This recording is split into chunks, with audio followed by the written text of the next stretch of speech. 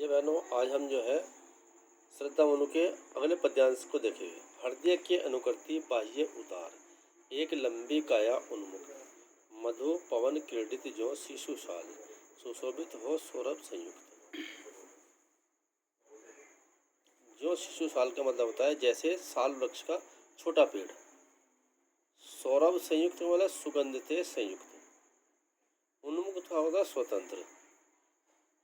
देखिए आगे, कवि यहाँ पर जो है श्रद्धा के बारे में वर्णन कर रहा है कि श्रद्धा जो है अध खुले अंगों वाली श्रद्धा को देखकर मनु महाराज जो है सोचते हैं कि जिस प्रकार अनुकृति बाह्य उदार माने जिस प्रकार इसका लंबा शरीर जैसा कि बाहर से देखने में उदार प्रतीत हो रहा है, उसी प्रकार इसका हृदय भी इतना ही उदार और विशाल होना चाहिए, अथवा उसका लंबा विस्तृत शरीर उदार एवं विशाल हृदय की अनुकृति है। कवि आगे समझाते हुए कह रहा है कि श्रद्धा का शरीर जो है यौवन में मस्त होकर इस प्रकार झूम रहा है जिस प्रकार उन्मुक्त मतलब स्वतंत्र तथा मधुर वायु से खेलता हुआ, मतलब खेलता हुआ कोई छोटा साल का शिशु वृक्ष, छोटा वृक्ष, और वह कैसा हो, वह सौरभ अर्थात सुगंध से संयुक्त होकर के सुशोभित हो रहा हो। आगे देखिए, मृषण गांधार देश के नील रोम वाले मेषों के चर्म ढक रहे थे उसका वपु कांत, बन रहा था वह कोमल वर्म। नील परिधान बीच सुकुमार खुल रहा मृदुल अध खुला अंग, खिला हो जो बिजली का फूल, मेघ बन बीच गुलाबी रंग। अब श्रद्धा के बारे में बता रखा कि श्रद्धा क्या पहने हुए थी। श्रद्धा जो है जो गंधार देश है उसमें जो नीली भेड़ रहती है उनके जो है रोम से बने हुए या ऊन से बने हुए जो उसके चर्म को पहनी हुई थी, अर्थात चर्म के ऊपर जो रोए थे नील गंधार देश की भेड़ों के नीले रोए वाले वस्त्रों को पहने हुए थे, ढक रहे थे उसका वपुकांत, जिससे कि उनका जो है कोमल जो शरीर था वह ढका हुआ था, बन रहा था वह कोमल वर्म, और वह जो ऊपर जो है कोमल वस्त्र का काम कर रहा था। नील परिधान बीच सुकुमार खुल रहा मृदुल अध खुला अंग। देखिए आगे कवि ने क्या है, श्रद्धा के कोमल अंग जो थे अध खुले हुए दिखाई दे रहे थे और उसके नीले वस्त्रों से जो है झांक रहे थे। श्रद्धा ने केवल अपने विशेष अंगों को ही ढक रखा था, उसके कोमल अंग उसके वस्त्रों से झांक रहे थे।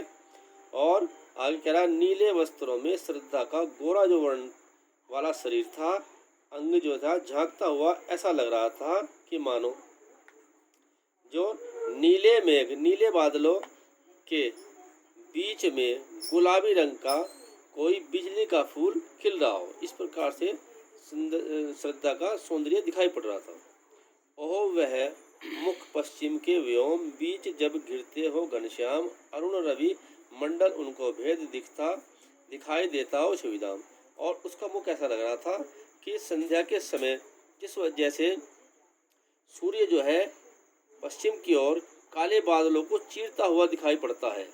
घनश्याम मैंने काले बादलों को चीरता हुआ दिखाई देता है। इस प्रकार से श्रद्धा का मुख जो था वह दिखाई पड़ रहा था, दिखाई दे रहा था, बहुत सुंदर दिखाई देता है। किस प्रकार गिर रहे थे घुंघराले बाल अंश अवलिम्बित मुख के पास, और श्रद्धा के बाल जो थे वह कंधों तक पड़े हुए थे, मुख के चारों ओर लटके हुए बाल दिखाई पड़ रहे थे, और उसमें उसका चेहरा जो था वह बहुत सुंदर दिखाई पड़ रहा था। कैसा देखा, नील घन सावक से सुकुमार सुधा बढ़ने को विदु के पास।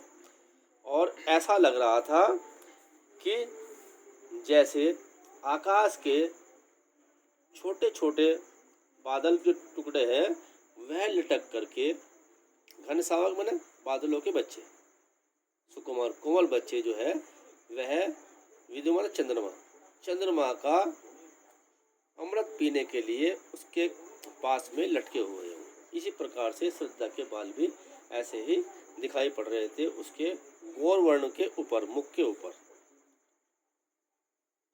और उस मुख पर वह मुस्कान, रक्त किसले पर ले विश्राम, अरुण की एक किरण अम्लान, अधिक अलसाई हो अभिराम। फिर आगे कवि कह रहा है कि मनु जो है प्रसन्न करने वाली श्रद्धा केवल जो है वह मधुर वाणी से ही नहीं बल्कि उसका मुख सौंदर्य भी बहुत आकर्षित था। श्रद्धा चंद्रमा के समान मुख, पास कोमल एवं घुंघराले बाल गिरे हुए थे तथा कंधों पर लटक रहे थे, ऐसा प्रतीत भी हो रहा था। और श्रद्धा क्या मुख जो था उस पर मुस्कान, उस पर अजीब मुस्कान थी, और उसके होठों जो लाल रंग के होठ थे, ऐसा लग रहा था कोई सूर्य की किरण उन पर जो है विश्राम कर रही हो। अरुण की एक किरण अम्लान, अधिक अलसाई हो विराम। और अरुण माने सूर्य की कोई किरण है और जैसे वह जो है उसके होठों पर अलसा होकर के अलसाते हुए अभिराम विश्राम कर रही हो, और विश्राम करती हुई वह किरण बहुत ही सुंदर लग रही हो। ये जो इसके जो है ये संस्कृत खड़ी बोली है इसकी भाषा।